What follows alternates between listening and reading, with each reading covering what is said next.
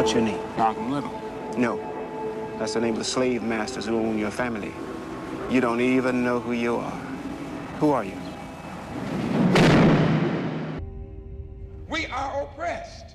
We are exploited. We are downtrodden. We are denied not only civil rights, but even human rights. So the only way we're going to get some of this oppression and exploitation away from us or aside from us is come together against the common enemy. Who taught you to hate the texture of your hair? Who taught you to hate the color of your skin to such extent that you bleach to get like the white man? Who taught you to hate the shape of your nose and the shape of your lips? Who taught you to hate yourself from the top of your head to the soles of your feet? Who taught you to hate your own kind? Who taught you to hate the race that you belong to? So much so that you don't want to be around each other. No, before you come asking Mr. Muhammad, does he teach hate? You should ask yourself, who taught you to hate being what God gave you? So I selected something I had been reading, which is the life of Malcolm X.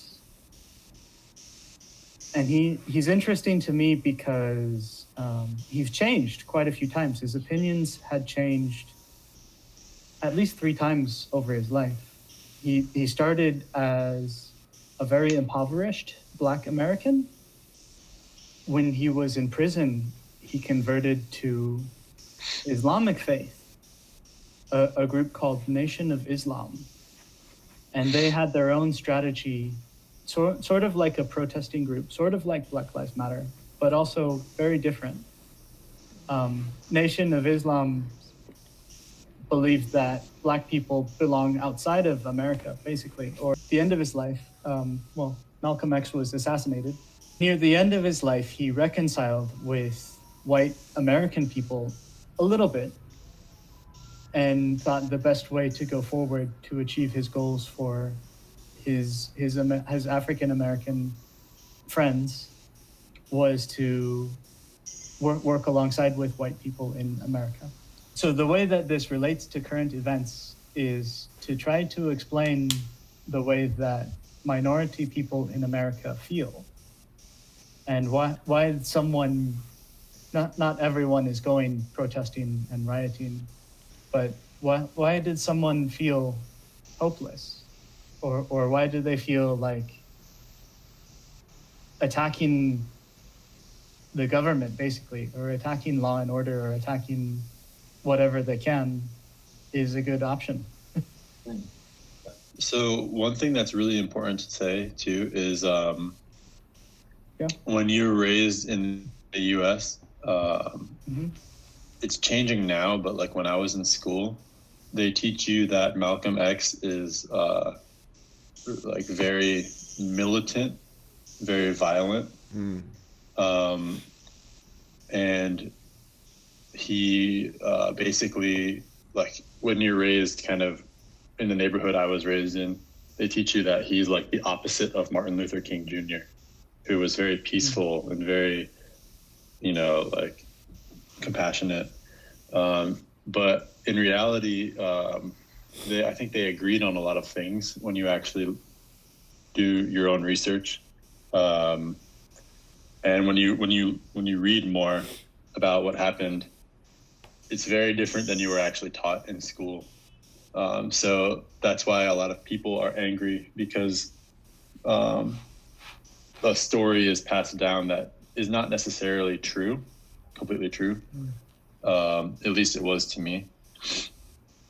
And so, it's just kind of interesting to see that, there's a very strong opinion against Malcolm X among a lot of white people in America.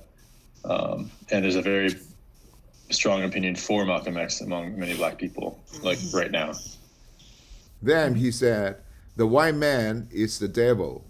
Reginald, a couple of times, had gone out with me to that Long Island bootlegging operation to buy and bottle up the bootleg liquor for Jaime. Jaime. And you continue. Okay. I said, without any exception, what about Jaime? Tina, What is it if I let you make $500 to let me make 10,000?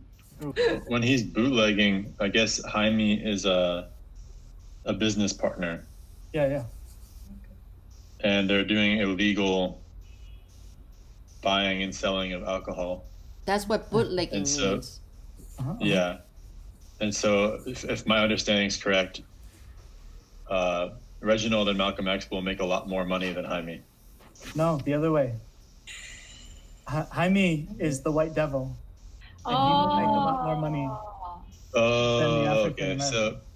So okay, they're saying Jaime is making 10,000, but Malcolm X and his brother are only making 500.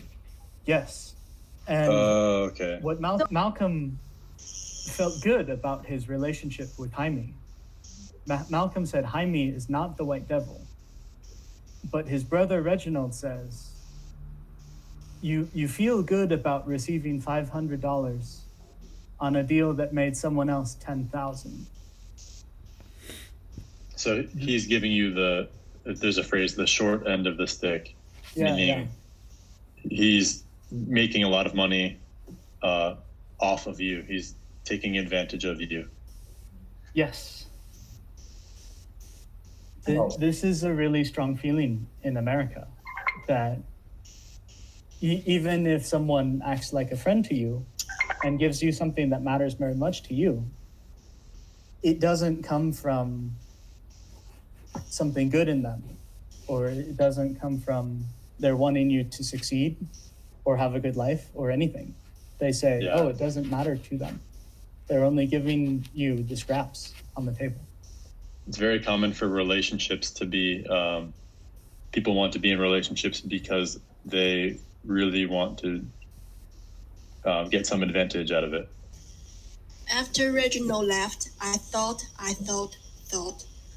I couldn't make up the head or tail or needle.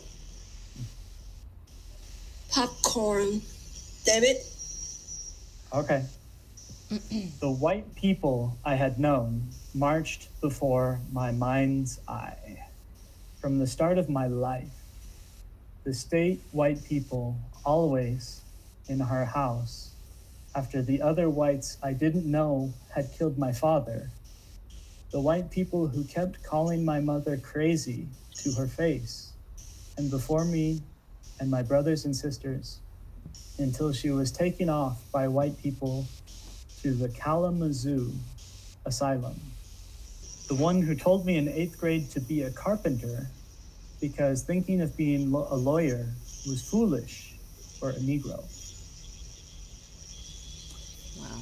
Malcolm is remembering a lot of difficult relationships with white people, like the white devil. okay. And he's becoming very emotional thinking about all these kind of things that happened to his family. My head swam with the parading faces of white people. The ones in Boston in the white-only dances at the Rosalind Ballroom place, where I shined their shoes. At the Parker House, another place, where I took their dirty plates back to the kitchen.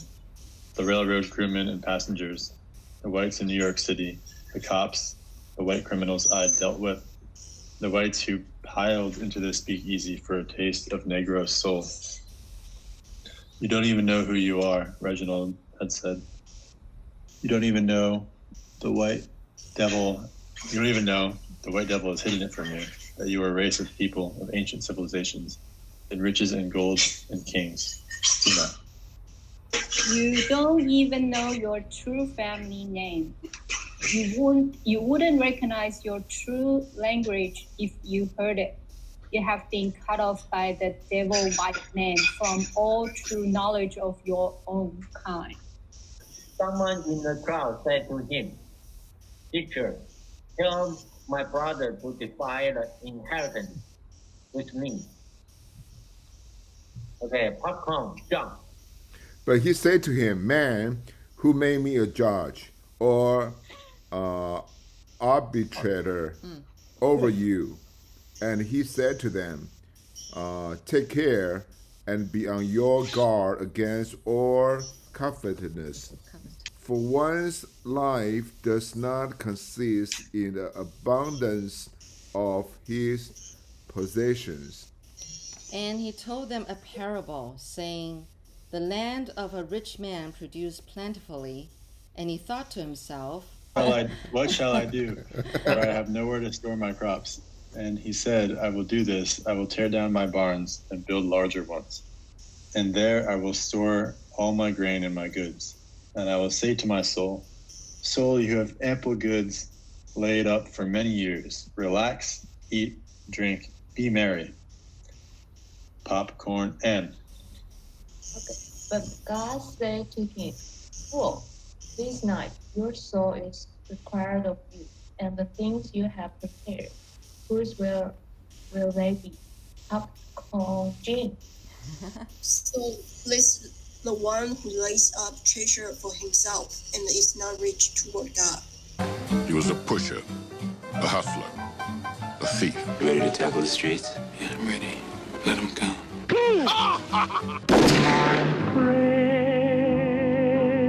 He was loved, respected, convicted. State your number, little. I forgot it.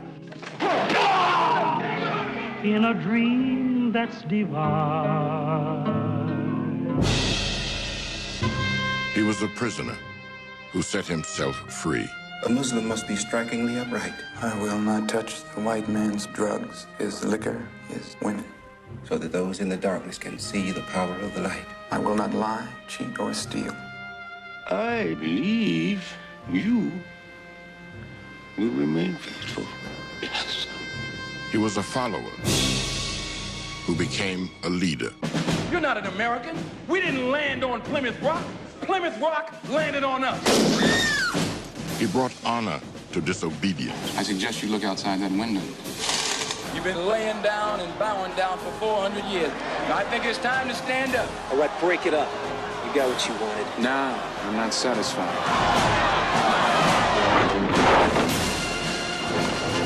That's too much power for one man to have. And a voice to a people who longed to be heard. You've been hoodwinked, bamboozled, led astray. You're saying you're anti-white. No, you're saying I'm anti-white. I'm sorry, Betty. I haven't been the best husband. I love you. Do you advocate violence? No, sir.